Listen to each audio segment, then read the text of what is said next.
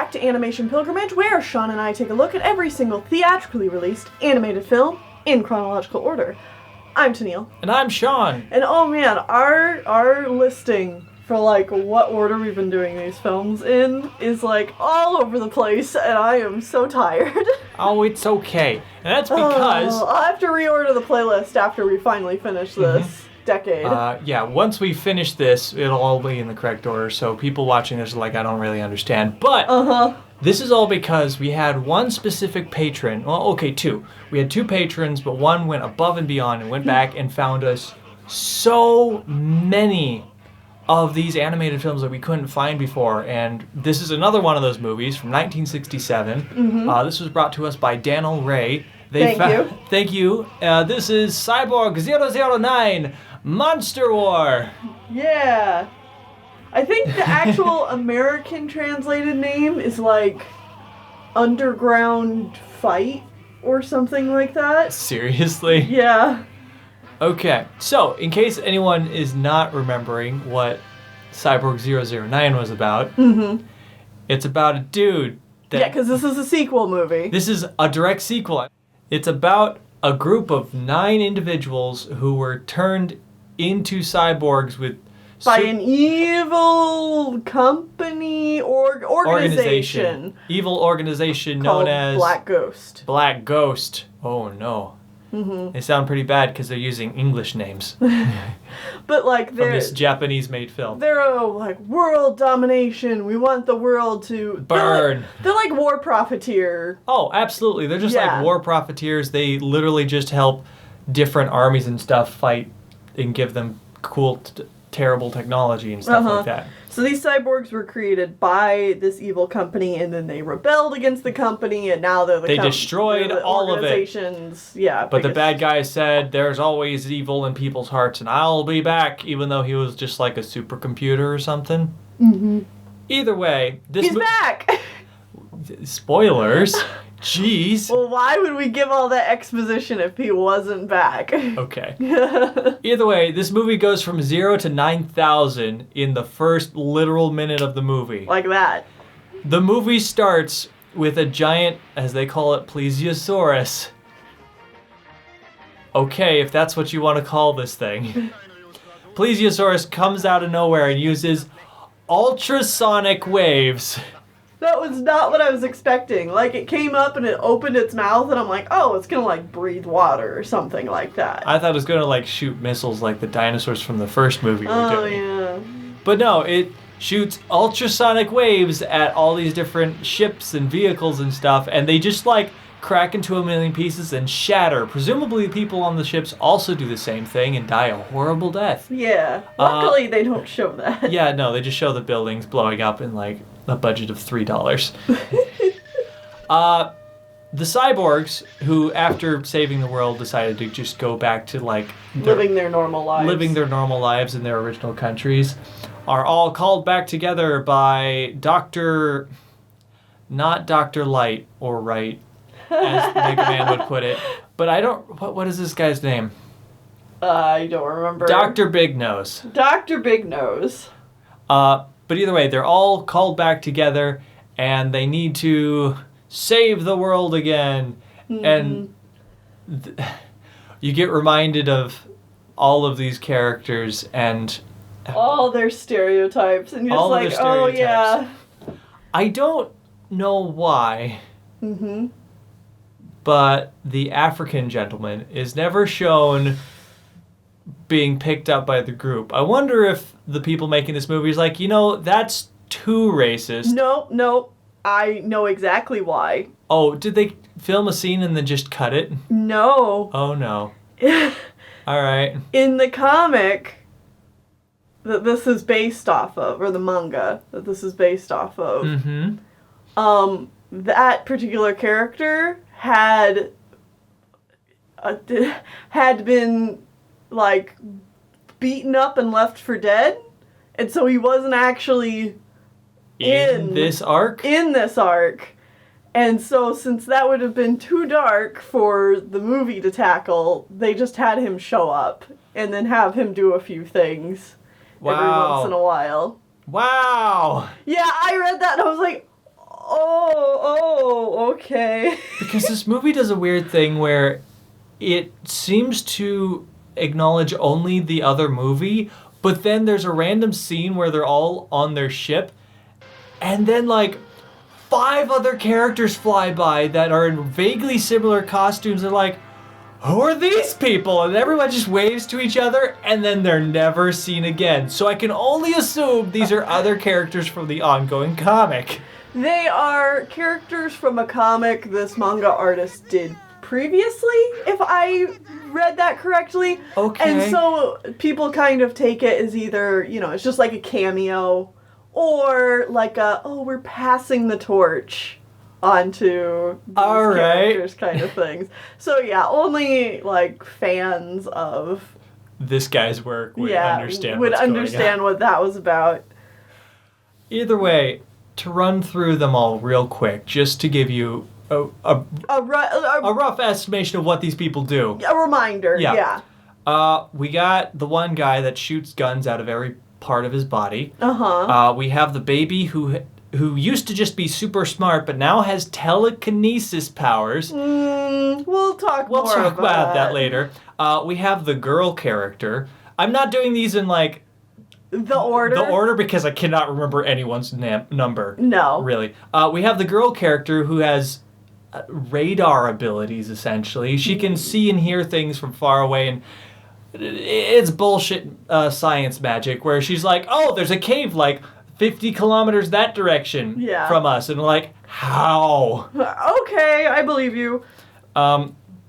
We have the flying guy who can fly. Yeah, he can just fly. He can only fly, even though like 009 can also fly. Yeah. 009 is the main character, obviously, and he has pretty much a rough grouping of all the other people's powers, or at least the powers of the other are like generic guys. Yeah. There is the Native American man who is strong. He's just strong. He's really strong. We have the British Munchkin child who is terrible, and I hate him. Yeah. And he can transform into literally anything you want because his molecules can do that or something. Yeah. This seems overpowered as heck, and he's the comic relief character, and I hate him. We have the African guy who can swim. Breathe underwater. That's it. He can breathe underwater, but this movie just shows that that's not a special thing because literally half the other robots or cyborgs can do it too. Can also breathe underwater. So he's completely useless, and this just feels bad. Yeah. Though this movie introduces that he can also spit water, which is not effective at all. Well, and it's not a thing in the comic, like in the manga, because like he never does that. He never is in this movie or in this arc. Well, maybe so they made it up. No, like from what I can tell, that's not something that ever comes up either. And we have the Chinese guy who can breathe fire, which is so much more useful than breathing water. How many is that? That's 8. So we just have then Cyborg 009, who's the main character. Oh, I thought we did talk about him already. Did we? Mm-hmm. I don't think so. Well, we talked about how he has an amalgamation of everybody else's powers. Right. Okay, so that's everybody. Okay, then. I think that's everybody. If I left somebody out, oops. Whoopsie doopsie. Either way, it seems that Black Ghost is back, and they gotta go defeat them because they released this plesiosaur. Which is actually just a robot. It's a robot. Of course it's a robot. Yeah. Everything's a robot. Uh-huh. So they take off in their boat. No. I love it when they go pick up 003. Like, all of this, that's the girl character, by the way. Oh, right. So half of these characters they have to go pick up, and it's the obnoxious little guy that does it. And he, like, is really racist a couple of times. Yeah, but whatever. 60s, I'm so, I'm so tired. Anyway. No, when they get 003, it's Agent 9 going to France to go pick her up. And if you remember last time, she was, training to become a professional ballerina. And so 009's just like watching her do her performance, and then there's just like these cuts to like the next scene, and there's like horrible transitions. There's no transitions. It's literally just we're in the next scene and things are happening already. Yeah, it's like he's watching her do her dance. Oh, how magical! And then snap. They're backstage, and she's like, oh no, I don't want to fight anymore. And then they're outside. She's like, I want to be a ballerina. And then he's like, oh, well, you should chase your dreams. And then he's on a plane, and she's like, bonjour, I'm here. And it's just like, what's the point? Well, and all of that would have been like that's a nice scene, theoretically, like, or a group of scenes to like show her reluctance to join this fight or whatever. But like, due to there not being any proper transition from scene to scene, it just goes. Yeah. And then it's done. And then she's just on board for the rest of the movie. And the movie's only an hour long. So, like, there definitely could have been some things added to this to, like, slow it down a little bit. So, either way, they transition from the plane directly to them both in a car. And they're driving down the road. And then this other car just runs directly into them. And inside is an unconscious, blonde, beautiful girl. She looks exactly like Agent 3, but blonde. Yup. It's like, oh, cool. This manga artist obviously had no idea how to draw different character designs for women. Yay. Yeah. Either way, they take her back to the base and are like, she's only unconscious. It's fine. It's cool. And then they go off on their mission. Wouldn't you know it, she stowed herself away in a box of potatoes. And she's like, my parents were killed by the giant monster, and they're like, all right, I guess you can come. So I want to help you fight it. And they're like, okay, cool. Just stay out of our way. This ship is equipped with a anti-ultrasonic wave cannon. Yeah. I don't understand. Science magic. Just science magic. Science magic. You're not supposed to understand it. Either way, if they say they have an ultrasonic wave thing, the bad guys could then come up and be like, well, we have an anti-ultrasonic wave cannon, and you just have to believe it. Or they have a super ultrasonic wave cannon. Right, exactly. No, I have a shield. It pings off. Oh, well, I have armor infinity, so you die.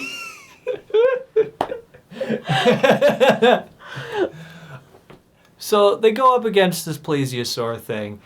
I mean, technically, there's like they run across. Whatever. There's some other hijinks happen. They gotta fill out the hour, so.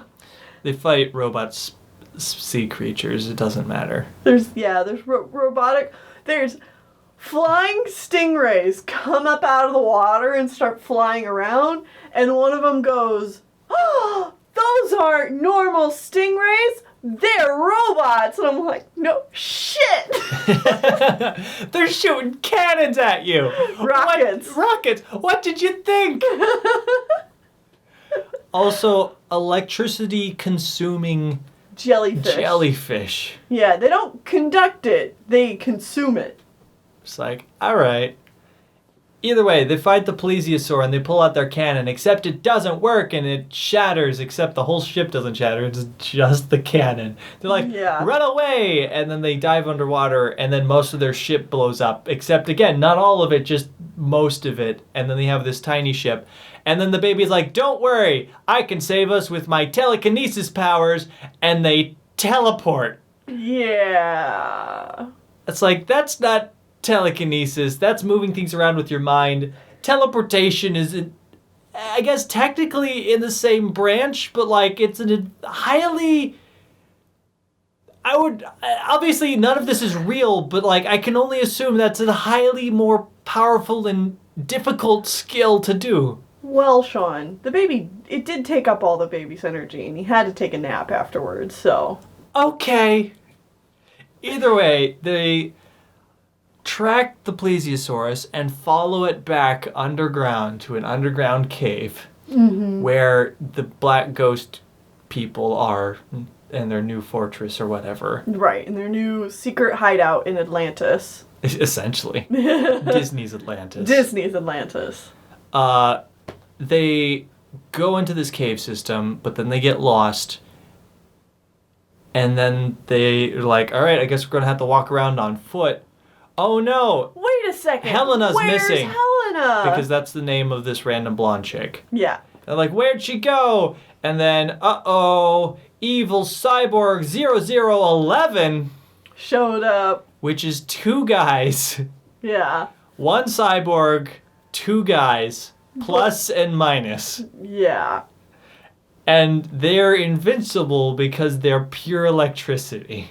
Essentially. And the only way to defeat them is to make them crash into each other, which was another scene that was toned down, apparently, for the movie. Did they explode? Apparently they died a very violent death when they, like, crashed into each other. If they're made of pure electricity and one is, like, pure positive and pure negative, of course they would die horribly. Yeah. They would probably particleize and just become matter. Probably. It would be horrible. Yeah. Either that or they hit each other and just immediately fall to the ground and nothing happens and they die. Just like... Punk. They hit each other and it's like when you try and put 2 magnets, like... together and they just... Yeah, they just... Boom. Either way, they die by shocking each other to death or whatever. Mm-hmm. And like, oh, how tragic. And they're like, wait, 0011? That means there's a 0010. And then off screen you hear Helena scream and they're like, oh, she must be in the grips of 0010. And y'all know where this is going. So, 009 goes off by himself. Yeah, because apparently none of the others are bothered. No, they're just gonna like sit by the ship and do nothing. Okay, we'll wait for you, 009. He goes and saves her, Helena, from a tentacle monster. Yeah. Okay. Alright. Cool. Cool, Japan. And then he's like, let's head back. And then he's like, wait. All of these things that are just... You can stop lying to me, Agent 00010. Yeah. I know it's you because you must have been the one that made our anti-cannon not work. And you also have done all these other things. And you crashed your car into me on purpose so that you could spy on us. And she's like, oh, you found me out. It's true. I wish it wasn't, but I have to fight you. I'm evil. Like, oh, jeez. And so she pulls off her ponytail. She just pulls it off. Yeah, just... And then she transforms into a magical space princess. And I just have to ask. Because... all of the cyborgs wear the specific costume because they were given that costume when they were turned into a cyborgs. Presumably, this is now a part of their body and they cannot get rid of it. Otherwise, why would you continue to wear this costume? So, why is a dress and a long flowing silky gown cape thing good clothing for a battle bot? So... I don't understand this costuming. Turns out this character is not a part of this arc either. Are you serious? This is actually a combination of 2 other characters from the manga, from what I could tell. Okay. Does that explain the costuming a bit? No. Okay. Maybe? I don't know. Helena is a character who is 0010. Okay. But, like, she never she's never a double agent kind of thing. She's just someone who works for Ghost, or Black Ghost, and wants to destroy the other cyborgs, because she's, like, 1,000% on their side. Oh, she's like 1,000% evil. Yeah. Okay. And this is all what I got from reading, like, Wikipedia descriptions. So if I'm incorrect, please feel free to correct me, but please do it kindly. I'm sensitive. Fill us in on the deep 009 lore. Yeah. And then there's also another character named Helen. Oh, that's not confusing. Who is who the the guys, like the civilian casual clothing Helena. But, like, that never actually happens in the manga. So, they're, like, two separate characters. But the manga artist said that they imagined that if Helena had a guise, they would look like that. She would look like a space princess? No.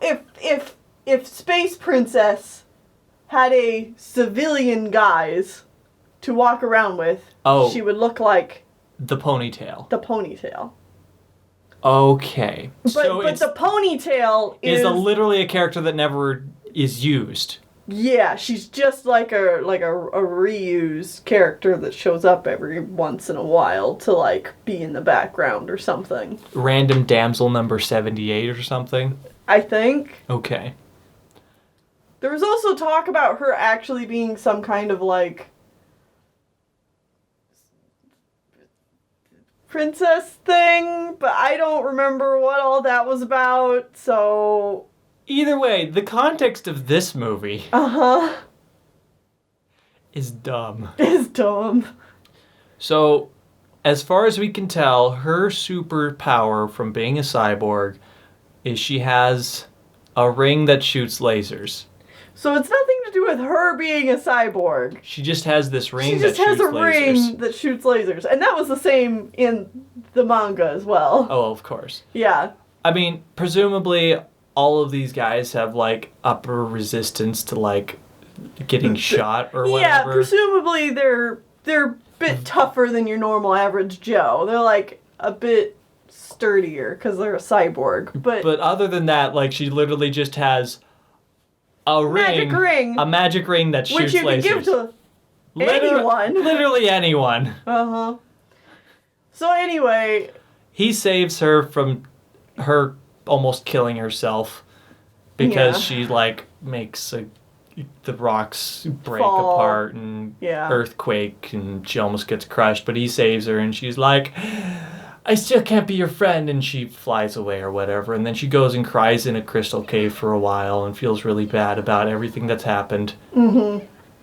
And then, which is like the nicest looking shot in this whole movie. Yeah, it's like, why? Why? At this point in the movie, they really, really want you to care about Helena. They're like, how tragic her character is. Uh-huh. And we're just sitting here like, this is a really stupid character. This is really... poorly written. Really hammy. This is really poorly written and hammy. Uh-huh. Anyway. If she felt this bad, she would have already defected to their side. Well, her excuse is that she's being forced. Because, you know, that's how this always goes. She's being forced by the bad guy. She doesn't actually believe anything they believe in, but the bad guy can... He knows her every inner thought, and they're connected. And so, you know, if she steps out of line, he can just kill her like that. Except he can't. It turns out his way to kill her like that is literally point a finger and shoot a laser at her. Because everybody shoots lasers. Would be how he would kill anyone. Yeah, so there's nothing special about her in particular. But the movie gives a reason. The important thing is the movie gives a reason, even if they don't follow through on it. That's the reason. Yeah. So, they fight the plesiosaur again. 009 is like, hey, I have this genius idea. If I jump inside it, I'll be safe from the ultrasonic waves. And he blows it up. Mm-hmm. Yeah, Crisis averted. Crisis averted. He goes unconscious. Everybody else gets captured by arbitrary bullshit. Anyway, She saves him Yeah. by pulling him out of the water, but they can all breathe water anyway, so it doesn't matter. Whatever. The black ghost guy finds out about it, and he's like, now, Helena, you die for betraying me. And so then we start this super long dumb scene of him, like, shooting lasers at her, and the other guardsmen are shooting bullets at her.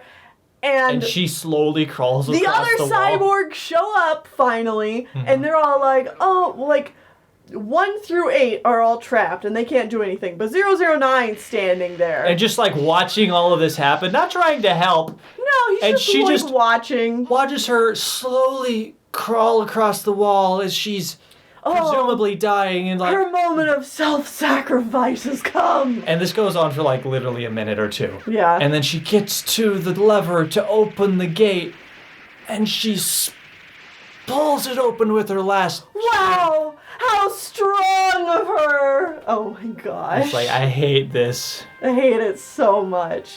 And so she frees everybody else, and then they sit there and like, oh no, Helena, you're dead. And she's like, I'm dead. Feel sad for me, but I deserve it. Because I was so evil. Whatever. The bad guy escapes, and he's like, I'll be back in the next sequel because people are always evil and stuff. Also, instead of being a supercomputer this time, he looks like an eagle gargoyle. Okay. What a glow up. He's like, all right, now my secret base is going to blow up and you need to escape. And she's like, and Helena comes back to life briefly to say, hey, there's a rocket on the other side of the island. Run. So they run, and then the baby teleports them inside the rocket. Why he didn't just teleport them outside of the whole cave? I don't know. So they get in the rocket, and they shoot off, and they make it out safely, and everyone sheds a tear for poor Helena.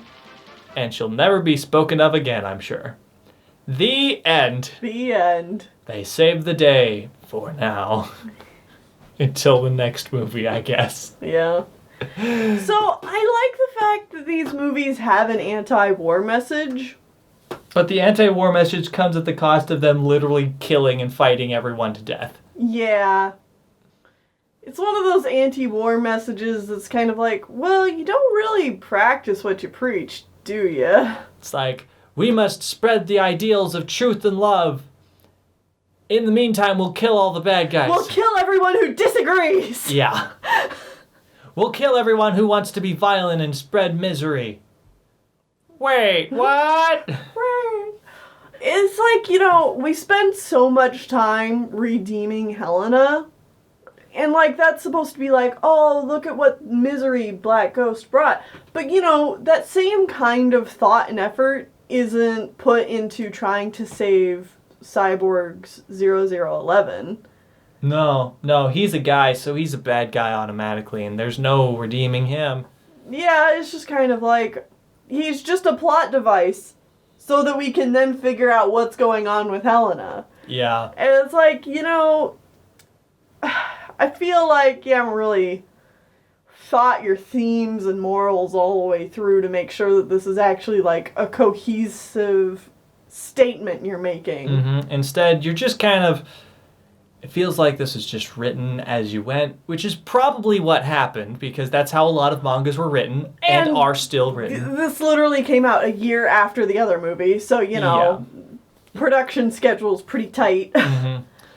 But it feels like it's just a means to an end to have a damsel in distress. Yeah, it's like, oh, well, we've already damseled in distress Agent 003 last time, so can't do that again, I guess. No, instead she's the snarky one and, bitch slaps the little gross gremlin guy. Yeah, who's constantly making huge, wide, sweeping remarks about women. And how they're terrible. And how he hates them. And I'm it's like, I hate you. Oh, this isn't doing this movie any favors. Nope, this is pretty bad, and I hate you so much, little guy. Mm-hmm. The other random cyborg... it's all these things I heard as a child growing up from, 5-year-old boys. Mm-hmm. All the time. This, great. I'm having so much fun. Either way, that's the movie, really. Yeah, as far as the animation goes, it's about on par, maybe slightly better, but there's still so much character sliding in and out of frame. I think it's a little more hidden this time around, maybe. Maybe. There is one thing about the art direction I really dislike, and you pointed it out too, and it's the fact that they put rings in the characters' eyes. It's the kind of thing where when they're normal shots look fine, but when they do a close-up to focus on 009 or Helena, And, like, then they get, like, 7 extra rings in their eyes. I'm like, God, you look like a bug person now. Well, I think what they're trying to do is they're just trying to make it so it's like, it's a pupil, like, highlight. Mm-hmm. Like a shine. But then they'll put, like, more black inside that. And it looks like they have eyes within their eyes. And it's like, this is weird and I don't like this. Yeah. Especially since there's not... cohesive. Like, there's not there's not, like, the eye and then the iris and then the pupil. Mm-hmm. For these characters, most of the time, it's just pupil. Because their pupil is so big. Right. So, when you add, like, that white, it's like, okay, wait, what am I looking at now? What part of this is supposed to be the iris? Yeah, exactly. I can't tell, and it's weirding me out. And this character went from looking like a cute, generic character to something that has too much eye. Something that has too much eye. I don't know what specific about it. It looks wrong. Yeah. Well, anyway. That was Monster Wars. That's really all I have to say about it. Uh-huh. Okay, I guess from here, we're going back to 1969. Yeah. We're still in Japan. Because it's time to watch The Wonderful World of Puss in Boots. Yes. I believe that's what it's called. And this is also brought to us by Daniel Ray. So thank you. Yeah, let's do that one now. See you then.